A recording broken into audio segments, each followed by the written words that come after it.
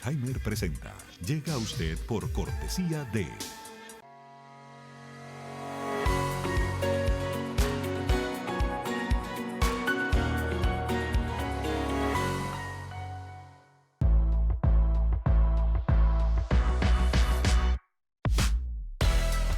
UADE, la universidad argentina que te forma para triunfar en el mundo, con laboratorios, tecnología y prácticas que te impulsan al mercado laboral, viajes de estudio a las principales ciudades del mundo. Vos elegís dónde, cuándo y cómo estudiar.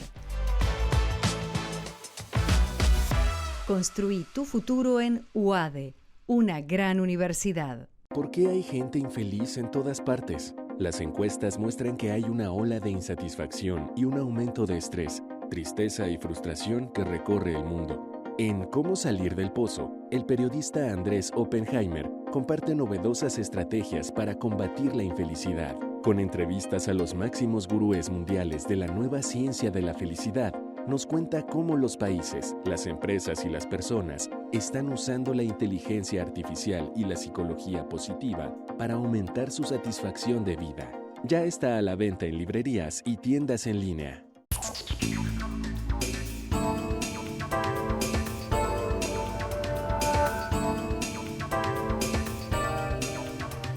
Hola, ¿qué tal? Soy Andrés Oppenheimer. Gracias por estar con nosotros. Nuevo estudio.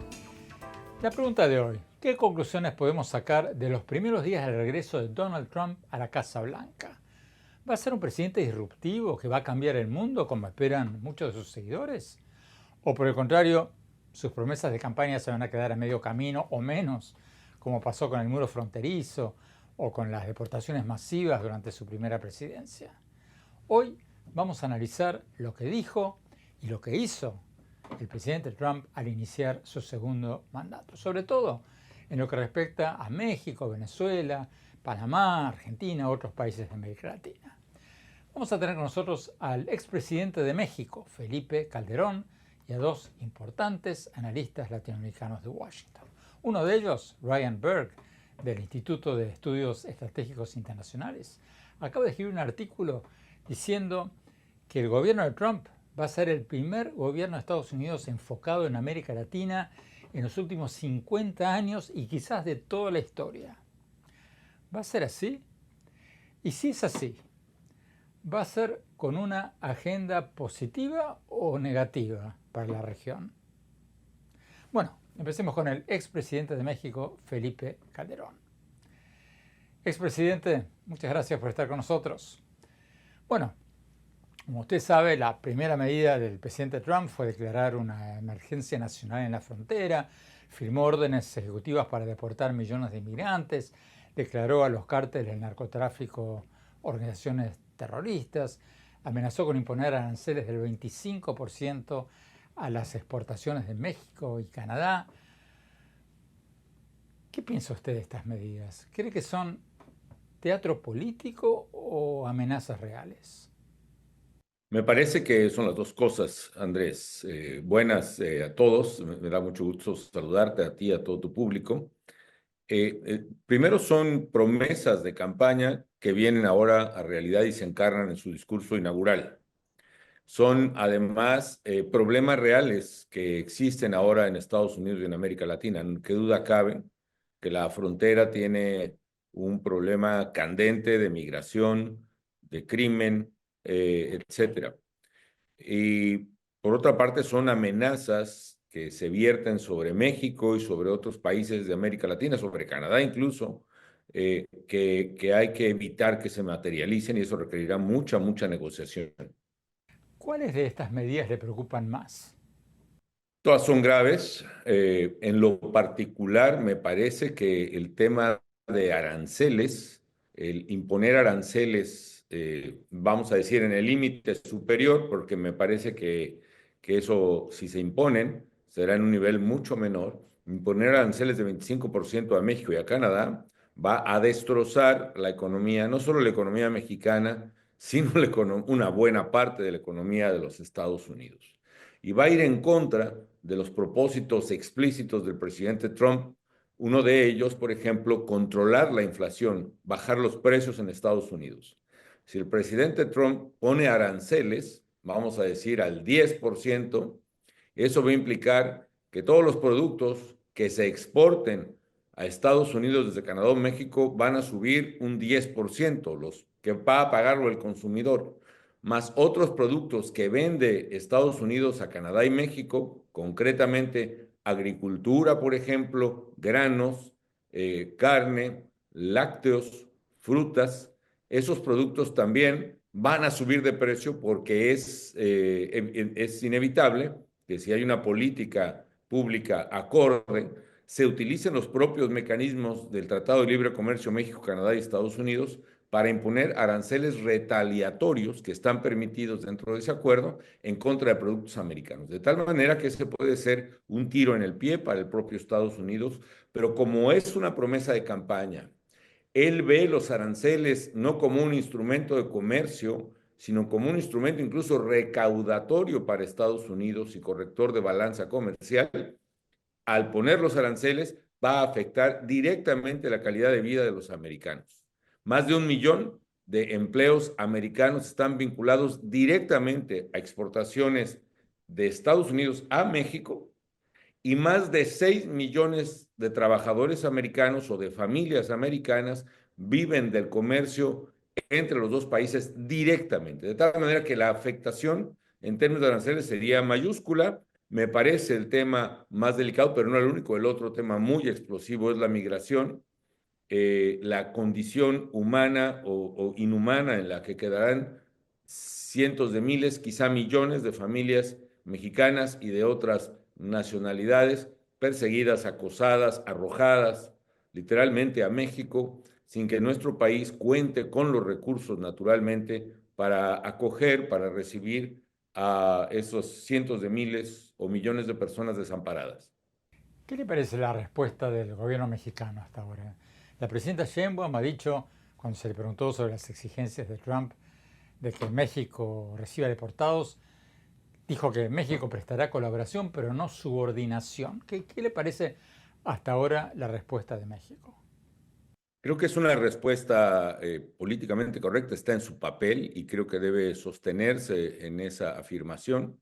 Dos, esta política que dijo el presidente Trump, stay in Mexico, pues quédate en México antes de que avancen tus permisos, es una política que México había rechazado recurrentemente y fue, por desgracia, aceptada hace aproximadamente 6 años en el primer gobierno de Trump, hace casi 8 ya, Stay in Mexico, que significa, entre otras cosas, la política, o está relacionada con la política en general que se llama de tercer país, de huésped o tercer país anfitrión. ¿Por qué lo menciono? ¿Por qué no se aceptaba? Porque México no tiene por qué recibir aquí, alimentar aquí, hospedar aquí a miles o cientos de miles de haitianos, de africanos, de asiáticos, de chinos, centroamericanos, etcétera.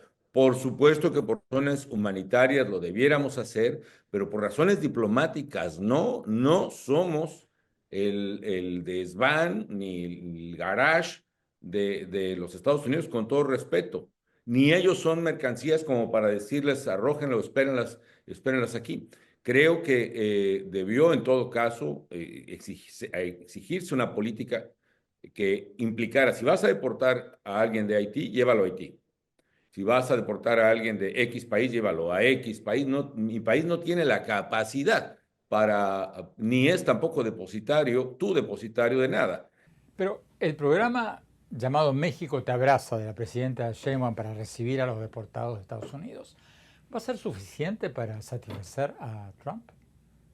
No sé si sea suficiente para satisfacer a Trump, ni creo que sea eso lo que deba importar. El tema es si va a ser suficiente para recibir a los migrantes y es evidente que no. Me parece que hay que ver las cifras presupuestales del gobierno de México y no tiene absolutamente nada para eso. Bueno, tiene algunas figuras, pero estamos de unas figuras numéricas, pero que son absolutamente relevantes para la magnitud de la tragedia que se avecina y que ya ha empezado en estos días.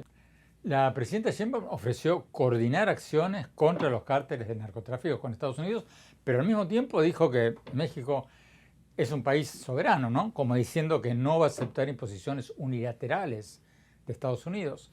¿Cómo ve la respuesta de la presidenta? Bueno, es que eso es lo correcto. El asunto es que en el sexenio pasado, Andrés, el gobierno mexicano cortó la cooperación que había con Estados Unidos en esta materia. Fue un error gravísimo. Sin falsas pretensiones de modestia, yo creo que durante el gobierno que tuve el honor de encabezar, México alcanzó el más alto nivel de cooperación que haya habido en la historia reciente con Estados Unidos, al menos en materia de crimen organizado, narcotráfico, inteligencia compartida, acciones conjuntas, apoyo, etcétera. En esa y en otras materias, la verdad es que tanto con los republicanos de George W. Bush como con los demócratas de Barack Obama, tuvimos un nivel de entendimiento y de cooperación óptimo que desgraciadamente se rompió,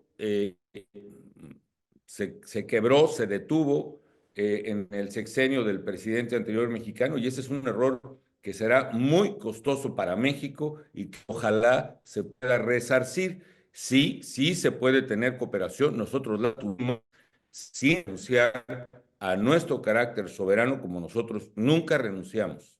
Y sí se puede, sí se debe, y no veo otra alternativa, Andrés, más que entender que son problemas comunes, que tienen que resolverse comúnmente y que la cooperación es el único camino.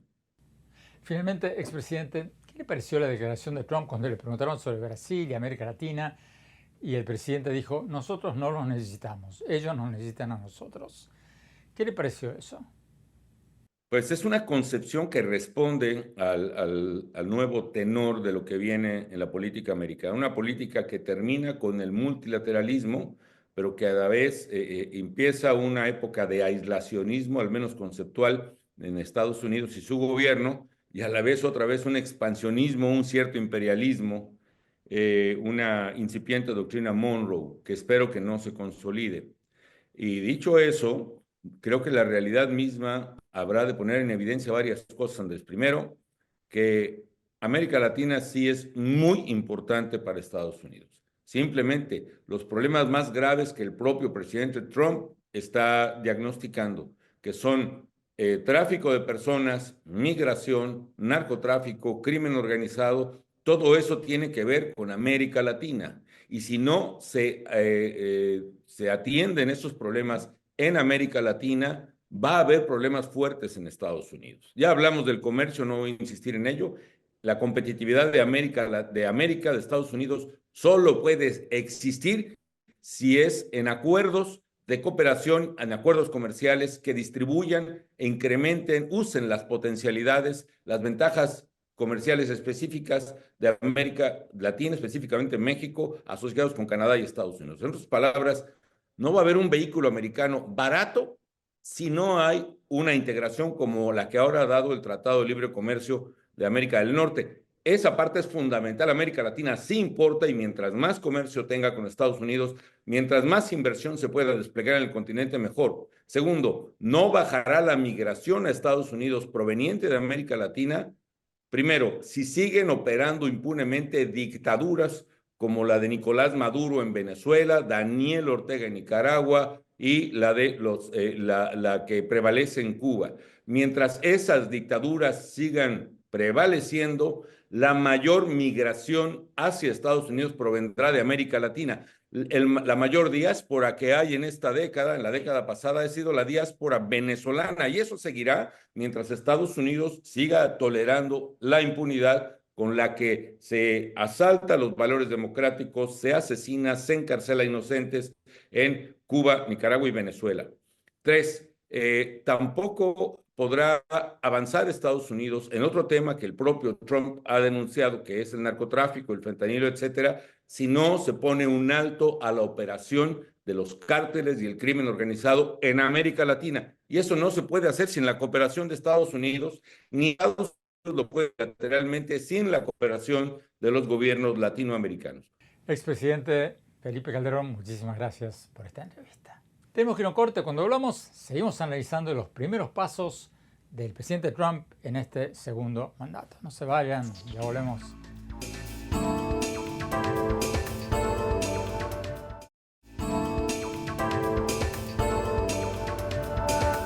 Gracias por seguir con nosotros. Estamos hablando sobre la primera semana del segundo gobierno de Donald Trump y las medidas que ha anunciado.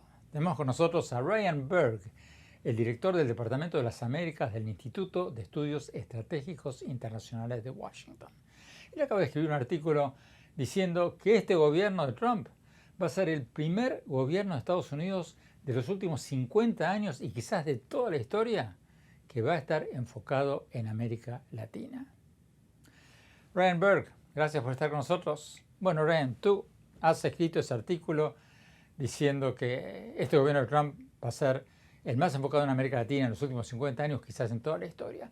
¿Qué te hace estar tan seguro de eso? Porque aunque el secretario de Estado, el senador Marco Rubio, ex senador Marco Rubio, es un cubano-americano que habla español perfecto, su número 2 en el Departamento de Estado también es un ex embajador en México, que también habla español.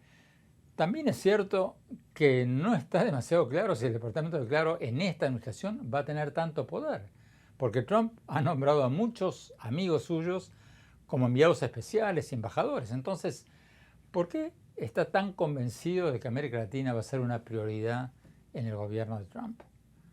Bueno, primero que nada, muchísimas gracias, Andrés. Yo he escrito este artículo en el Foreign Policy Magazine porque estoy convencido que las personas en la segunda administración Trump van a enfocarse mucho en la región. Claro, el Marco Rubio, el primer secretario de Estado hispano en la historia de Estados Unidos, también el número 2. Yo creo que no he visto en mi vida un departamento de Estado con un número 1 y número 2 también enfocado en América Latina. También nombres muy importantes como Mauricio Claver Carón, como el envoy especial. El enviado para especial la región. Del gobierno de Trump para las Américas. Exactamente. Y además, en la campaña, Trump, bueno, fue muy enfocado en temas de América Latina. Yo creo que mencionó cuántas veces la región y cosas en la región, claro, el tema de migración también. Entonces, está enfocado también en todo el tema de China en la región. Entonces, yo creo que por primera vez en mi vida, por lo menos, América Latina será una prioridad para Estados Unidos. ¿Pero eso va a ser bueno o malo, Ryan? Porque hay quienes argumentan que Trump tiene una agenda negativa para América Latina, no positiva, como si la región fuera un problema más que una oportunidad. En su discurso inaugural los grandes temas fueron negativos, ¿no? Lo que él llama la invasión de inmigrantes, los cárteles de la droga latinoamericanos, que Panamá cobra supuestamente mucho a los barcos de Estados Unidos, etcétera, etcétera. No hablo de cooperación comercial con las democracias latinoamericanas. Entonces, ¿va a ser una agenda positiva o negativa? Bueno, yo creo que también hay oportunidades para una agenda muy positiva. El nombre que mencioné es Mauricio Claver Carón, el ex asesor en el Consejo Nacional de Seguridad y también expresidente del Banco Interamericano de Desarrollo. Él sabe muy bien lo que necesita la región en tema de desarrollo y ha escrito también un artículo muy importante en la revista America's Quarterly, Make the Americas Grow Again, se llama. Y yo creo que hay un plan allá en este artículo para que pueda acercarse la región un poco más con el mercado de Estados Unidos. También hay todo el tema de nearshoring. Nearshoring, señalemos, es la relocalización de las fábricas de China a otros países más cerca del mercado estadounidense. Exacto. Entonces, yo creo que hay oportunidades también y no solamente una agenda negativa en la segunda administración Trump.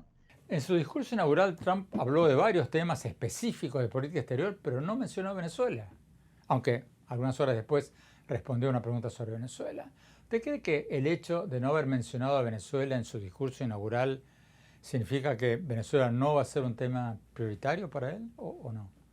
No, yo creo que no. Yo creo que va a ser una prioridad para el presidente Trump y mencionó unas órdenes ejecutivas que tienen que ver con Venezuela, una orden ejecutiva sobre la migración y la frontera, como usted ha mencionado, y también otra orden ejecutiva sobre las pandillas extranjeras que están operando en Estados Unidos y tiene que ver con el Tren de Aragua de Venezuela.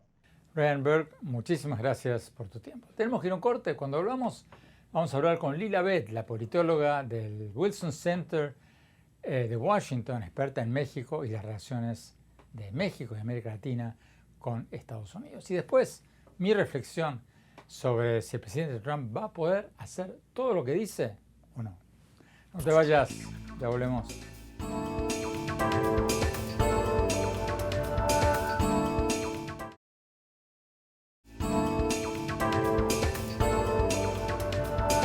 Gracias por seguir con nosotros. Las primeras medidas que anunció el presidente Trump en su discurso de juramentación fueron declarar una emergencia nacional en la frontera de México, declarar a los cárteles del narcotráfico organizaciones terroristas y varias otras iniciativas para terminar con lo que él llama la invasión de inmigrantes indocumentados a Estados Unidos. Digo lo que él llama porque, aunque hubo un gran aumento de la inmigración hace 2 años, según datos oficiales, el flujo de indocumentados cayó casi un 70% del año pasado. Entonces, ¿va a hacer Trump todo lo que dice o son fuegos artificiales, promesas de campaña que pronto van a caer en el olvido? Tenemos con nosotros, para tratar de contestar esa pregunta, a Lila Abed, directora del Instituto de México del Wilson Center de Estudios Internacionales de Washington. Lila Abed, muchas gracias por estar con nosotros. Lila, bueno, ¿cuál es tu balance de las primeras medidas del nuevo gobierno de Trump respecto de México? ¿Está siendo más duro con México de lo que tú anticipabas o menos? No, bueno, yo creo, Andrés, que desde la época de campaña, incluso en la transición, dejó muy claro el presidente Trump lo que esperaba hacer con su vecino al sur. Para empezar, había anunciado que venían medidas migratorias mucho más agresivas de lo que vimos durante su primer mandato. En el mismo discurso que dio en su toma de protesta, anunció que, bueno, se van a hacer la reinstauración, por ejemplo, de esta política conocida como Permanece en México, que forza a los migrantes a quedarse en México antes de pedir asilo en Estados Unidos, que va a declarar a la frontera en un estado de emergencia, que va a ser una deportación masiva de miles, si no es que de millones de migrantes hacia México. Y esto puede tener pues un efecto de desestabilizador, ¿no? Un efecto desestabilizador muy fuerte para la economía, para las instituciones, para la fuerza laboral de México, si la presidenta Claudia Sheinbaum no tiene un plan contundente para cómo absorber a esta gran cantidad de migrantes, a este tsunami de personas que inevitablemente va a llegar hacia México. Hasta el momento no ha quedado claro cuál es el plan por parte del gobierno de la Cuarta Transformación y por ello es preocupante lo que le espera a México, no solamente el tema migratorio, sino que también en materia de seguridad. Me parece que todas estas medidas, aunado a los posibles aranceles, ¿no? A todas las importaciones mexicanas, pues suponen un escenario muy difícil para el futuro de la relación entre México y Estados Unidos, Andrés. Pero tú crees, para tocar el primer tema que mencionaste, ¿tú crees que van a poder deportar a millones y millones de indocumentados? Porque recordemos, en el primer gobierno de Trump se deportó a unos 1.5 millones, ¿no? Que fue casi la mitad de lo que había deportado antes el expresidente Obama, cifras del Instituto de Políticas Migratorias. Entonces, ¿hay que tomar al pie de la letra estas medidas anunciadas por Trump o son cañonazos de saliva? Es importante entender que el Trump durante su primer mandato es muy diferente al de hoy. En esta última elección presidencial, el presidente Trump ganó el voto popular, algo que no ocurrió durante su primera campaña presidencial. Ganó la mayoría en ambas cámaras del Congreso, ganaron una mayoría de gobernadores republicanos, tiene un alto poder en todas las ramas del gobierno federal y también a nivel estatal. Y más importante aún, a mi parecer, es que puso a secretarios de Estado, a personas que son netamente leales al proyecto de MAGA, al proyecto de ideológico, vamos, de Donald Trump. Son personas que no van a poner peros, que no van a poner barreras a las acciones, a las determinaciones que quiera hacer el mandatario estadounidense, algo que es muy diferente de lo que ocurrió en su primer mandato. Eso es cierto, ¿no? Pero también es cierto que Trump va a tener una mayoría muy estrecha en la Cámara de Representantes. Y también es cierto que de los 800 y pico de jueces federales de Estados Unidos, solo unos 230 y pico fueron nombrados por Trump. O sea, muchos de estos decretos, órdenes ejecutivas y anuncios de Trump van a ser desafiados en el Congreso y en los tribunales. O sea, no está claro que Trump vaya a tener poderes absolutos, por lo menos de inmediato, o sí. No creo que tenga poder absoluto, pero sí creo que tiene mucho mayor margen de maniobra, ¿no? Que en su primer gobierno. Sí es cierto que no va a ser fácil, logísticamente supone, pues, una estrategia monumental que el mismo gobierno de Estados Unidos al momento está tratando de entender cómo realizar estas deportaciones masivas, pero yo creo que lo va a hacer. Tenemos que ir a un corte. Cuando hablamos, seguimos con Lila Beth. Y después, mi reflexión sobre si Trump va a poder hacer todo lo que está diciendo que va a hacer. No te vayas, ya volvemos.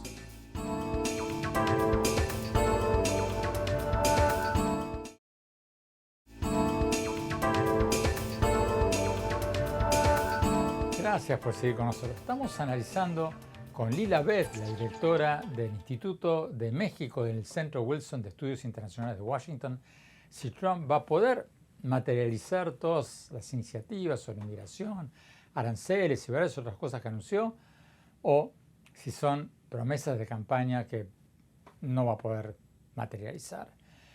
Lila, ¿tú crees que va a haber redadas indiscriminadas en las calles? Y una pregunta aparejada. ¿Tú no crees que en algún momento los industriales y los asesores económicos de Trump le van a decir, oye, presidente, bájale un cambio, porque no, si hacemos esto nos vamos a quedar sin trabajadores de la construcción, sin trabajadores agrícolas, sin trabajadores de la industria hotelera, y eso va a aumentar los costos laborales y eso va a hacer subir la inflación? ¿No crees que va a pasar algo de eso? Sí, yo creo que todas esas consecuencias inesperadas que acabas de mencionar se pueden concretar de manera inmediata a corto o a mediano plazo. Ahora, creo que lo que tú también acabas de señalar es algo que yo he escuchado mucho de miembros del gobierno mexicano, de cuáles van a ser las implicaciones para la fuerza laboral, para la economía de Estados Unidos, para las industrias estadounidenses que tú bien acabas de mencionar. Pero eso ya es una cuestión que tendrá que lidiar el presidente Donald Trump. El argumento que está utilizando el mandatario estadounidense, su gabinete, su plataforma, su gobierno, es que cualquier persona que ingresa al país de manera ilegal está violando las leyes de Estados Unidos. Y por ende tienen todos los argumentos para decir, nosotros también tenemos una soberanía, nosotros también tenemos leyes y nosotros podemos deportar a esta cantidad importante de migrantes. Ahora, podemos estar en acuerdo, en desacuerdo, es inmoral, no está correctamente, no es políticamente correcto, lo que tú quieras, pero de que ellos vienen con una lógica, de que quieren hacer estas deportaciones masivas, de que muchas personas en Estados Unidos lo aceptan y lo aprueban y están a favor de ellas, es muy importante señalarlo. ¿Y qué tendría que hacer México, a tu juicio? Creo que México tiene que atender lo que le corresponde al país. En lugar de estar enfocado en lo que vaya a pasar en Estados Unidos, que atienda y que tenga una estrategia importante para lo que viene en los próximos días, en los próximos meses y en los próximos años. De no ser así, el poder de negociación de México se reduce sustancialmente cada día que pasa. Si México hubiera ofrecido una contrapropuesta cuando Trump estaba en transición, hubiera tenido mucho más poder de negociación que ahorita que ya es presidente. Si te interpreto bien, estás hablando de frenar la inmigración, de enfrentar a los cárteles del narcotráfico, de alentar las inversiones. O sea, ¿a eso te estás refiriendo cuando hablas de medidas internas? Sí, mira, me refiero a que México principalmente necesita un plan integral de cómo va a atraer a los migrantes a distintos puntos del país, cómo les va a dar oportunidades laborales, cómo los va a registrar en distintos servicios gubernamentales, ¿no? La reintegración, la reinserción de estos migrantes a la economía mexicana, lo cual hasta el momento no ha quedado claro que lo tiene el gobierno de Claudia Sheinbaum. Por otro lado, creo que la estrategia de seguridad que ha anunciado, que ha presentado la presidenta de México, ha sido muy valiosa, ya ha rendido hasta el momento ya resultados, aunque tal vez son simbólicos hasta el momento, pero sin duda son resultados importantes, señales que le ha mandado al presidente Trump de que está tomando en serio el combate al crimen organizado. Finalmente, Lila, si te interpreto bien, tú crees que lo más probable es que la presidenta Sheinbaum adopte una postura conciliatoria más que confrontacional, pero no descartas que eso pueda terminar en un enfrentamiento. ¿Te interpreto bien?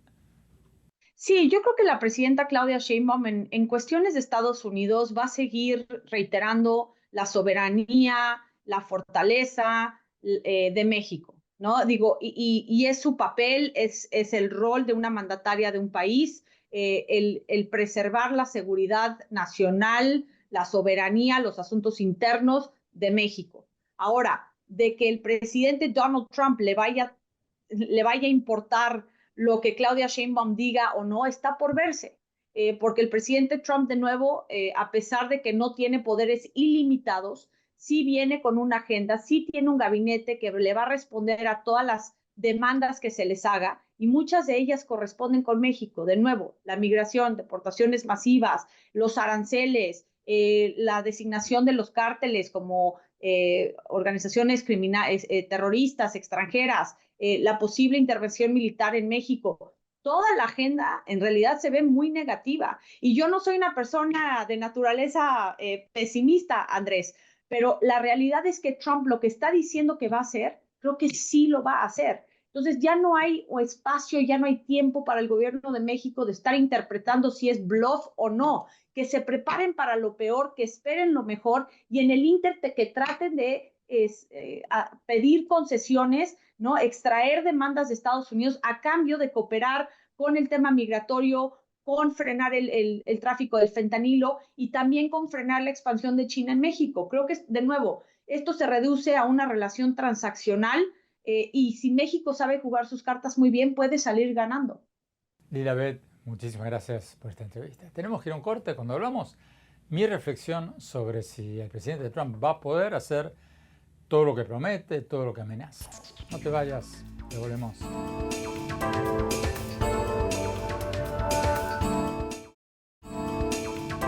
Gracias por seguir con nosotros. La pregunta del momento: ¿va a poder hacer el presidente Trump todo lo que promete o todo lo que amenaza con hacer?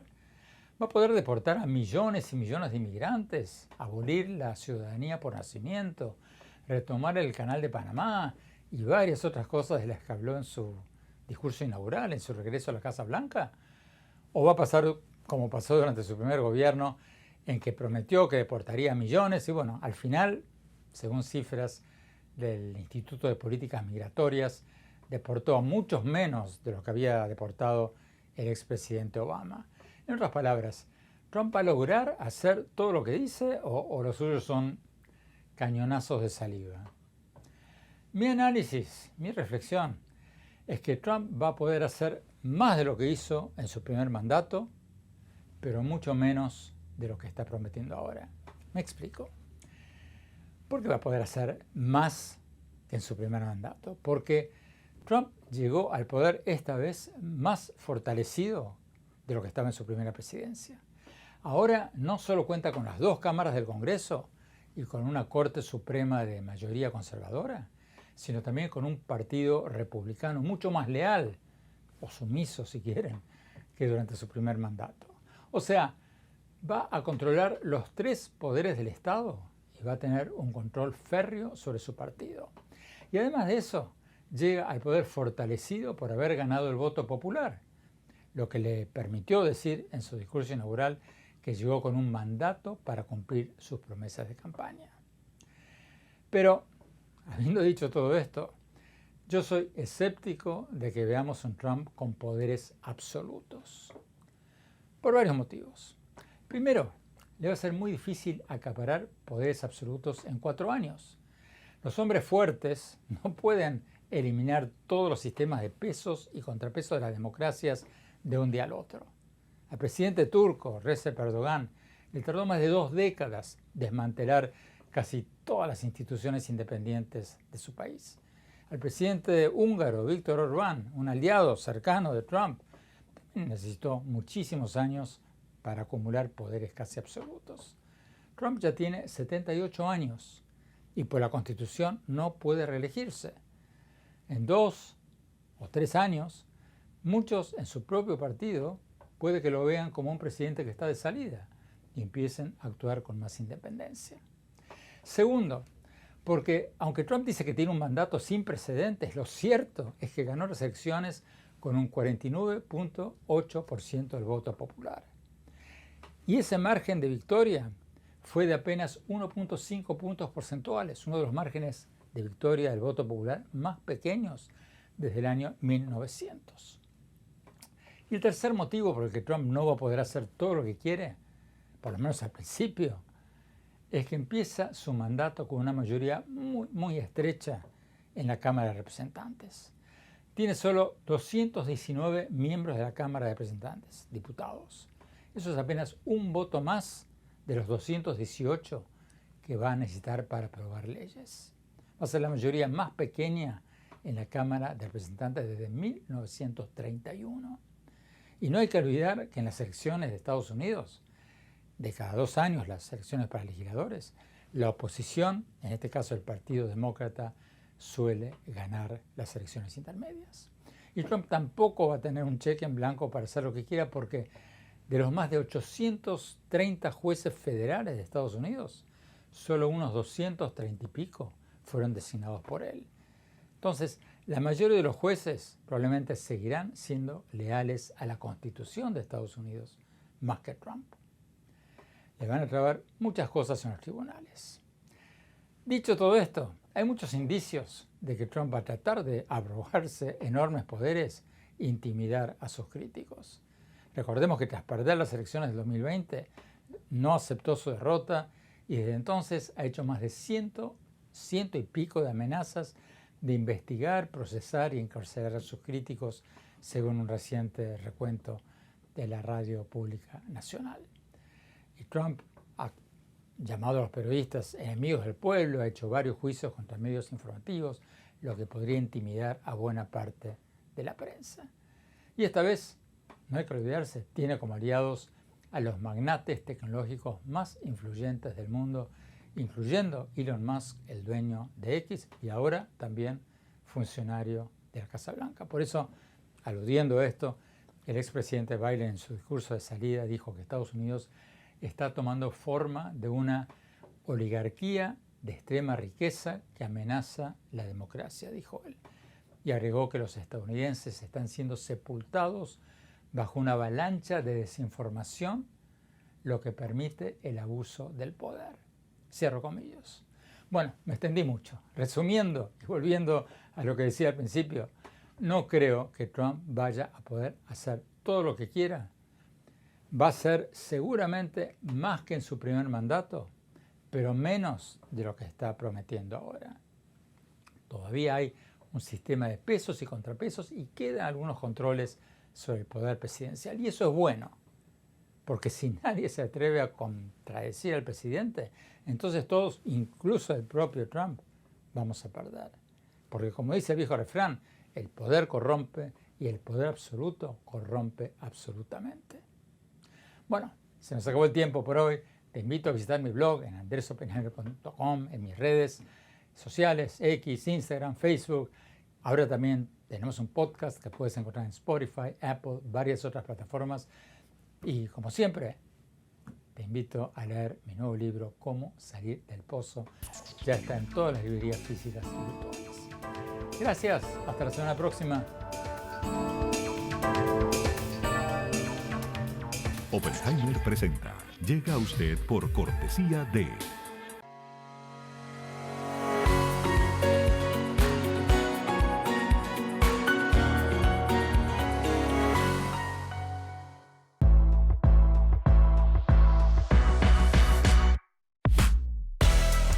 UADE, la universidad argentina que te forma para triunfar en el mundo, con laboratorios, tecnología y prácticas que te impulsan al mercado laboral, viajes de estudio a las principales ciudades del mundo. Vos elegís dónde, cuándo y cómo estudiar. Construí tu futuro en UADE, una gran universidad. ¿Por qué hay gente infeliz en todas partes? Las encuestas muestran que hay una ola de insatisfacción y un aumento de estrés, tristeza y frustración que recorre el mundo. En Cómo salir del pozo, el periodista Andrés Oppenheimer comparte novedosas estrategias para combatir la infelicidad. Con entrevistas a los máximos gurúes mundiales de la nueva ciencia de la felicidad, nos cuenta cómo los países, las empresas y las personas están usando la inteligencia artificial y la psicología positiva para aumentar su satisfacción de vida. Ya está a la venta en librerías y tiendas en línea.